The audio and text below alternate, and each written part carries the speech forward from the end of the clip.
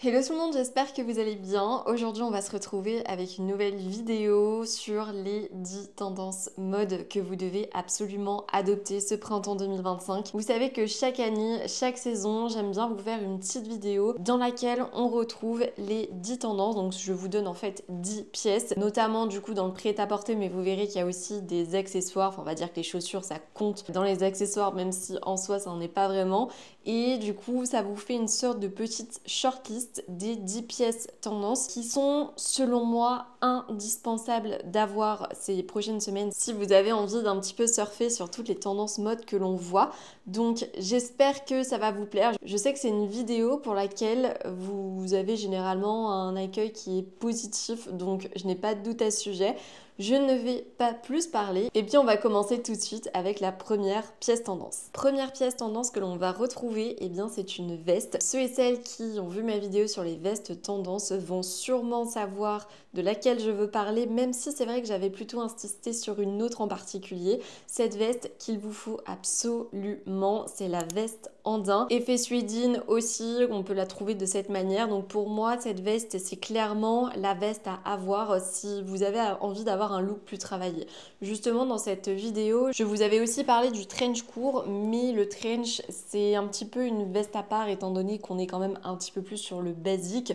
On est plus du coup sur des coupes qui sont intemporelles, alors que la veste andin, c'est un élément, une pièce qui, même si voilà, est facilement associable, on va dire, n'est pas quelque chose qu'on retrouve chaque année, alors que le trench, si. Je vous ai mis plein d'inspirations de looks que vous pouvez faire avec cette veste. On va pouvoir autant la porter avec un jean qu'avec une blouse blanche à col Claudine ou pas col Claudine, une chemise à rayures ou pas. Enfin, il y a vraiment plein d'associations qui promettent d'être canon. Généralement, cette veste, on la retrouve énormément portée avec tout ce qui est ballerine. Rappelez-vous, dans ma vidéo sur les tendances chaussures de ce printemps-été 2025, je vous avais parlé de la ballerine plate, bien sûr, qui allait faire son grand retour. Alors, on n'est pas trop sur la forme arrondie, vous savez, avec le petit nœud un petit peu en mode petite bombe. Là, on est sur, je pense que vous l'avez vu de toute façon, des chaussures qui sont beaucoup plus travaillées et avec un design beaucoup plus original. Donc, c'est une première solution que vous avez au niveau de ces chaussures à porter avec cette fameuse veste en suédine. Seconde pièce tendance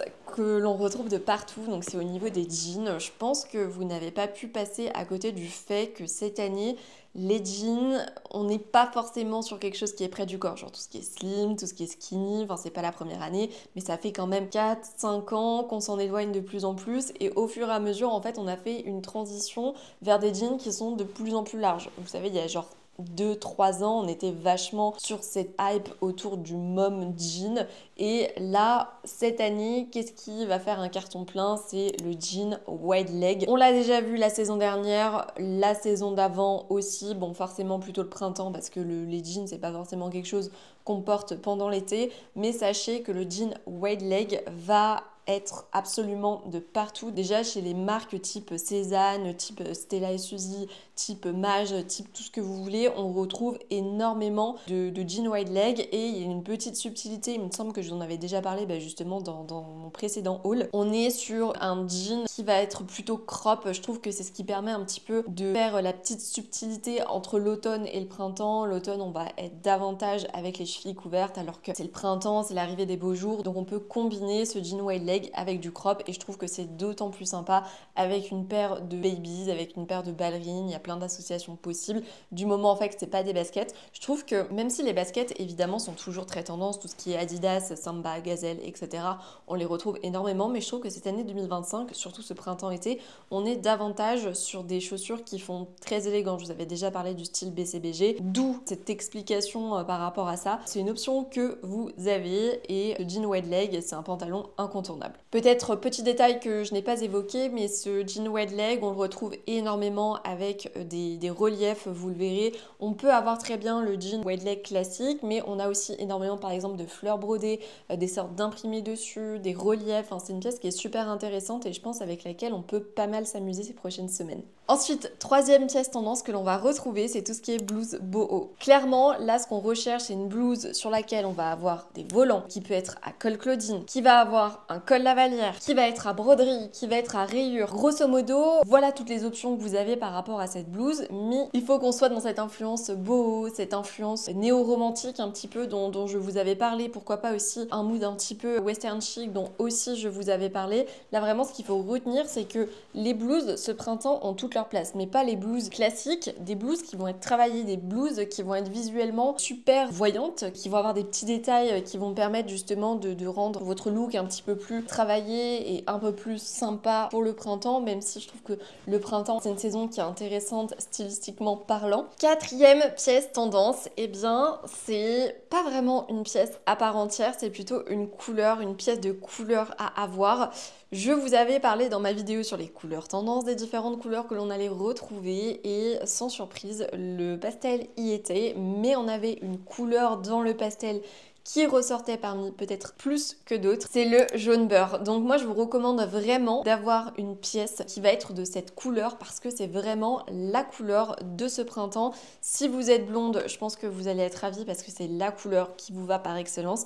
J'avoue n'avoir jamais vraiment essayé ce type de jaune, donc je ne sais pas ce que ça peut donner sur moi, mais en tout cas pour celles qui aiment cette couleur, pour celles qui ont la carnation pour, je pense que vous allez être contente et je pense que vous allez avoir de quoi vous éclater. Vous pouvez autant la porter justement sur une blouse, sur un maillot de bain, peut-être pas pour le printemps, ça dépend d'où vous vivez en France. Vous allez aussi pouvoir par exemple la porter sur une veste, sur une robe, sur une jupe, bref, il y a vraiment plein de choses qui existent et je pense que vous avez quand même de quoi vous éclater avec cet élément. On continue avec les vestes dont je vous avais parlé en début de vidéo, je vous ai un petit peu spoilé pour le coup parce que la seconde veste c'est le trench crop. C'est une autre veste qu'on retrouve énormément, franchement sur Vinted ça part comme des petits pains ce type de veste. Ça fait plusieurs semaines que je suis un petit peu à la recherche de ce type de veste, enfin il y en a hein, mais les nanas elles les mettent à 30-35 euros, genre c'est des vestes Stradivarius, elles les mettent à 30 euros, ça n'a aucune cohérence alors qu'elles l'ont payé 40 euros, enfin sinon tu perds tout l'intérêt de Vinted et c'est un petit peu galère. Je sais pas s'il y en a qui trouvent des pièces plutôt sympas, des trench courts qui sont pas trop chers, n'hésitez pas à me partager tout ça.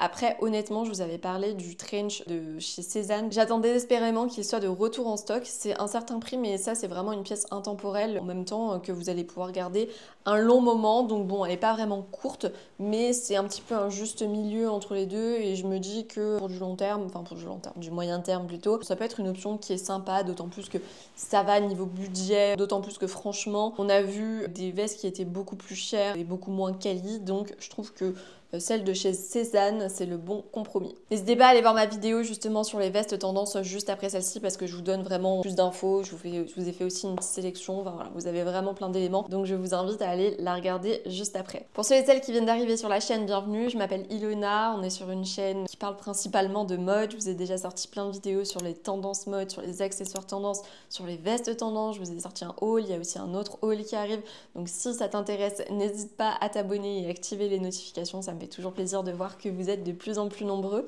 Sixième tendance que l'on va énormément retrouver, eh bien c'est tout ce qui est jupe midi. Clairement, là, bon, c'est peut-être parce qu'on est dans le printemps et que les marques ne nous ont pas encore sorti toutes les collections par rapport à ça, mais je trouve qu'on a très peu de jupes courtes. Et honnêtement, c'est pas pour me déplaire parce que tout ce qui est jupe midi, je trouve que t'es beaucoup plus à l'aise dedans. D'un point de vue, on va dire confort, mais même d'un point de vue regard des autres. Alors je sais pas vous, c'est horrible de dire ça, mais quand je vais avoir tendance à porter des jupes courtes, alors évidemment on n'est pas sur des jupes à la chicorée, hein, on est vraiment sur des jupes courtes normales, genre à mi-cuisse. Tout de suite, je trouve que le regard des gens dans la rue vont changer, et je parle pas forcément que des hommes, mais aussi des femmes, genre limite on va te regarder un petit peu de haut en bas. Après ça dépend d'où vous vivez en France, genre les grandes villes de France, Paris, Lyon, Bordeaux, je pense que ça passe un petit peu plus crème, mais à partir du moment où tu vis dans une ville un petit peu plus reculée, tout de suite il y a beaucoup plus de jugement dans le regard des gens. Voilà pourquoi je préfère aussi les jupes midi. Il y a plein de modèles d'imprimés qui vont être super sympas. Moi je vous recommande de plutôt, alors pas forcément, quand je dis jupe midi, c'est pas forcément des jupes lissées, hein. On est sur une jupe midi qui peut très bien faire un petit peu beau.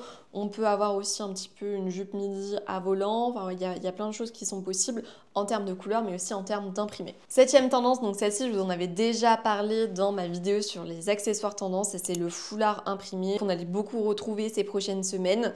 Mon style aujourd'hui le sous-entend aussi. Le foulard, c'est vraiment un élément qui va terminer une tenue, je trouve. on peut très bien partir uniquement sur des basiques, mais à partir du moment où on a ces petits accessoires, donc ces grosses boucles d'oreilles, ce petit foulard, pourquoi pas des lunettes de soleil, enfin chaque élément qui vont venir apporter un truc en plus à ce look. On avait parlé des gros bracelets qu'on allait retrouver au niveau des poignets, donc ça c'est quelque chose qu'on retrouve aussi et pour lequel vous pouvez opter pour un look plus travaillé et moins basique. Huitième tendance, eh bien c'est tout simplement la robe baby doll. Celle-ci, depuis des années et des années, je ne fais que vous rabâcher que c'est une de mes robes favorites. Dans un de mes derniers hauls, justement, j'en avais trouvé une beige. Bon là, elle est un petit peu plus dans le basique, on va dire, que dans la tendance, mais je la trouvais super super belle. Moi, ce que je vous recommande, c'est d'opter, alors soit sur un format long, soit sur un format court, peu importe, mais d'opter vraiment pour une robe qui va être colorée. N'hésitez pas, justement, quand je vous parlais d'une pièce jaune beurre, pourquoi pas opter pour une robe baby doll qui va être longue ou courte, peu importe. Adopter un maximum de couleurs pastel et de couleurs vives sur cette robe. Il va y avoir plein de déclinaisons qui vont sortir. On a aussi sur Vinted plein de robes de ce type. Donc je vous encourage vraiment à choper ce type de robe. D'autant plus que franchement, de vous à moi, on est d'accord pour dire que c'est clairement la coupe de robe la plus jolie. Alors c'est celle qui fait le plus enfantin, on va dire. Mais je sais pas, justement, je trouve qu'il y a des robes beaucoup qui vont être moulantes, qui vont faire sexy. Et là, en fait, dans ce type de robe, je trouve que tout de suite, c'est impossible de faire vulgaire. Même si tu prends une robe qui est super courte, le fait qu'on soit sur une forme super évasée, un peu forme boule, non, il n'y a pas moyen de faire vulgaire. Je ne sais pas quoi dire d'autre à part le fait que c'est vraiment la meilleure robe qui existe de tout l'univers. N'hésitez pas, vous, à me dire quelle est votre forme de robe favorite, mais clairement, là, on est sur une pépite. Neuvième tendance, donc là, on va se diriger tout droit au niveau des chaussures. Alors cette tendance, on l'avait déjà vue l'année dernière, j'ai envie de vous dire, même si cette année, je trouve qu'elle est beaucoup plus prononcée. On continue avec cette influence bobo, encore et toujours, c'est tout ce qui est sandales slingback. On est sur la chaussure du printemps. Clairement, si vous recherchez une paire, je vous recommande ce genre de paire. Limite, j'ai envie de vous dire, que je trouve, même si on va en avoir énormément, la sandale slingback va détrôner tout ce qui est baby. Même si les babies, on va continuer à les voir, bien sûr. D'ailleurs, dans mon prochain haul, je vais vous présenter une paire que j'ai trouvée dans un magasin, mais c'était improbable, genre je vais jamais là-bas. On en reparlera. Et donc ce type de chaussures, vous allez autant pouvoir les adopter au niveau des sandales classiques qu'avec un talon bloc, élément qui est beaucoup vu par exemple chez Jonac, inspiré tout droit de chez Chanel. On en a aussi énormément chez Cézanne, mais plutôt dans un cuir qui va être verni, pas forcément bicolore comme chez Jonac. On va aussi avoir par exemple avec du Kitten Heel, c'est quelque chose qu'on retrouve énormément, avec une lanière derrière qui va être plus fine. Je vous mettrai différents modèles, mais clairement la sandale slingback, c'est quelque chose qu'on retrouve à toutes les sauces ce printemps. Et je trouve qu'encore une fois, en termes de look, avec le jean wide leg dont je vous avais parlé,